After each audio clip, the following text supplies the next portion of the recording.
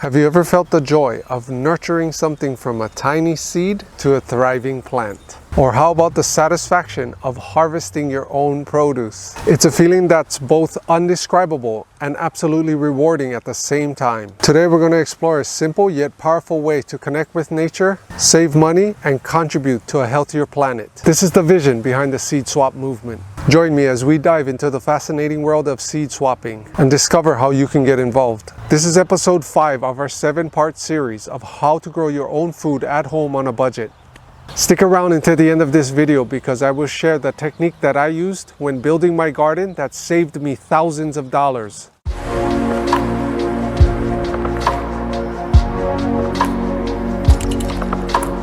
In this quick video, I'm going to explain to you how seed swapping in your local community can not only save you tons of money, but can give you a huge advantage in the biodiversity in your garden. One of the first things you can do if you're looking for great seeds to grow in your garden is go to local farms in your area and see what they're growing. And if you see produce that is growing good and it's absolutely beautiful, then ask the farmers if you can have some seeds or if they're willing to sell some seeds to you. A lot of farms will just give you some seeds for free. If not, you can always take them a gift too and bring some other types of produce that you might have in your local garden and trade with them. The second thing you can do is start trading with your friends and family if they are already growing or have a garden. This is one of the best ways to save money, is by going to the people that you already know and seeing what they're growing in their yards, in their garden, whatever it may be. I've saved hundreds, if not thousands of dollars by getting connections through my friends and family that automatically hook me up with whatever they're growing or what's in their garden. Another way you can seed swap in your local community or even in your country or even internationally is by joining seed clubs, either on Facebook or gardening clubs out there. You can definitely get some cool varieties from other people around the world. Just make sure that those types of seeds grow in your local climate. Another important thing I wanted to discuss is about ethically sourcing your seeds from a reputable company or source. If anything, you want to be getting heirloom or organically sourced seeds from wherever you're getting them. Stay away from GMO, genetically modified seeds, because these seeds will give you nothing but trouble and they're not truly healthy for you in the long run. Keep it natural, keep it organic, as nature intended. I'll give you a quick example on how I saved a ton of money of just knowing a neighbor that was interested in gardening too. In this quick example, I just wanted to show you what my neighbor ended up giving me all for free because I was into gardening and they were into gardening also. So their partner actually worked at an animal and feed store and they sold seeds for the garden and stuff. Just by being friends with them and talking about gardening, they ended up giving me all of these seeds that they had. They were able to score all the seeds that were about to expire for free. What I did right away was I threw it in the freezer so that these seeds can last a few more years at least. So I'm just giving you an example of what you can maybe do if you know somebody that works at possibly a store that sells seeds for your garden. If not, I'm not sure if this would work, but I wonder if you could go to some of these stores and just ask them what do they do with their seeds that are about to expire.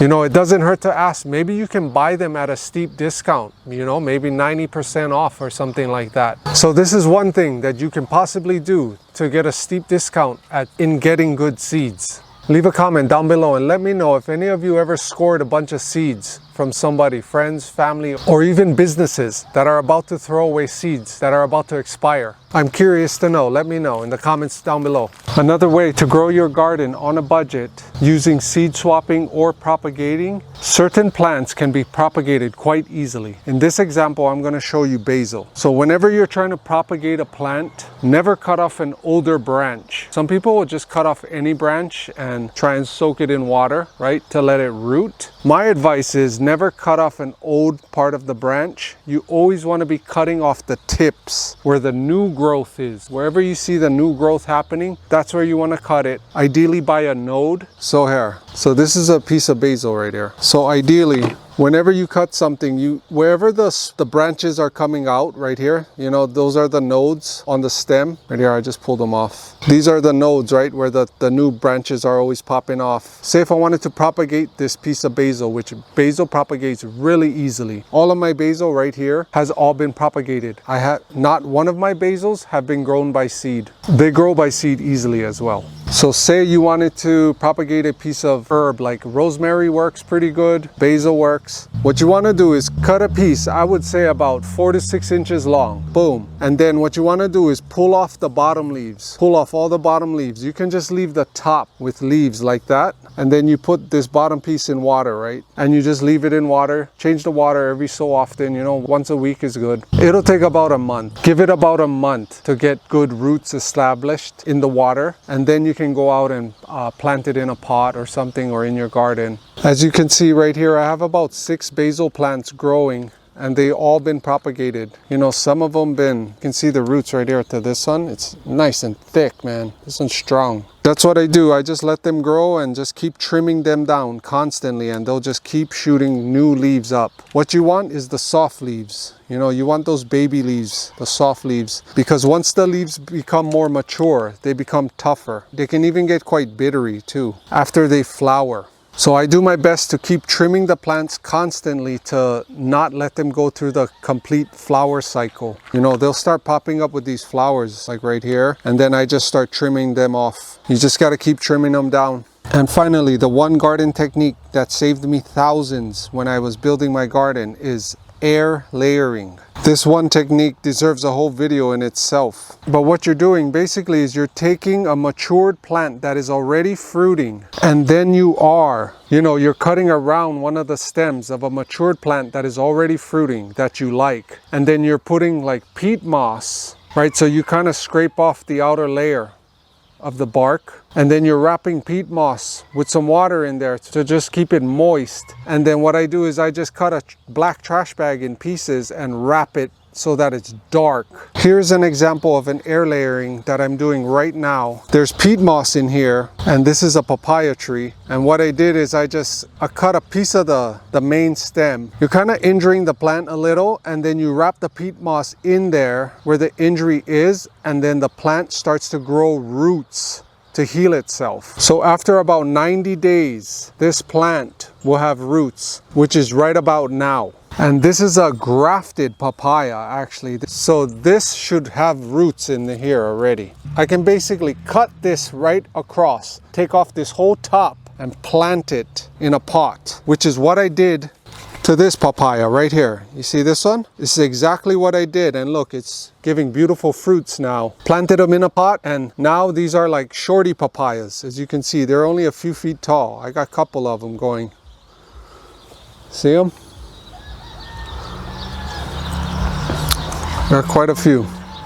By doing this air layering method, it has saved me thousands of dollars. This is another air layering that I did. A beautiful and delicious lemon that I absolutely love. So I went to the mother tree, and then I wrapped a nice branch with the peat moss. This one took about 6 months, and then it rooted. I cut off the branch and I planted it in a pot. It took about a year, but look, in 1 year, it's giving me fruits in 1 year. This plant is about 3 feet tall, and it's giving lemons. I did 2 one time, so I have 2 of them right here. This is a great method to save tons of money and have high quality plants that produce fruit. Because this is just in a little pot. Like this pot is maybe 10 gallons. This might be a 10-gallon pot. It's not that big, honestly. I'm going to double the size of this pot, so this plant explodes in growth. But this shows you what is possible, guys, if you start seed swapping with friends, family, Facebook groups, local farms and communities, and propagating plants also, either by just cutting off new shoots of the plants that you can soak in water and let them root, or by air layering them also. And grafting. You can do grafting also. These are some absolutely beautiful purple figs that I air laid, and I air laid 2 of them. Whenever I do air layering, I always air layer 2 branches at one time, just in case one doesn't make it. You guys can also do the same. And these are mulberries too. These are mulberries right here. As you can see, they're fruiting. These are all air layers. I got this mulberry right here, and then one more mulberry right there. This is another quick example of a rosemary that I propagated and it growed into a little bush now. But this thing was tiny. Like you see this right here? I probably had a piece like this. This piece right here, like this big, that I planted in this 5-gallon bucket. It's a tiny piece. It took a good year, honestly. And once the roots caught in the soil, it just took off. And look at it now. It's a beautiful little bush. You know, and I cut rosemary off of this thing all the time for cooking. So this shows you the potential, guys, of what you can do from propagations, cuttings, and seed swapping. So I hope this video inspires at least one of you out there to start growing your own garden, seed swapping, and propagating. I'll leave a few links in the description box below with some heirloom seeds and a few propagating kits that'll help you with air layering and grafting.